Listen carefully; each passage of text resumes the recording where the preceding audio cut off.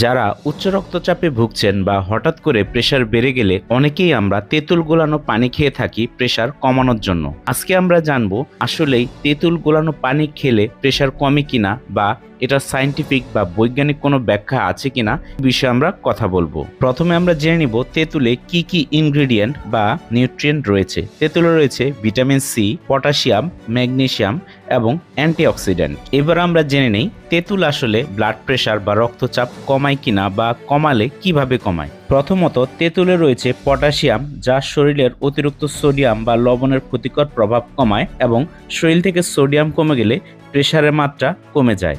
দ্বিতীয়ত তেঁতুলে থাকা অ্যান্টিঅক্সিডেন্ট শরীরের রক্তনালীগুলোকে শিথিল করে, ফলে রক্ত প্রবাহ স্বাভাবিক থাকে, যার ফলে ব্লাড প্রেশার নরমাল বা নিয়ন্ত্রণে থাকতে সহায়তা করে।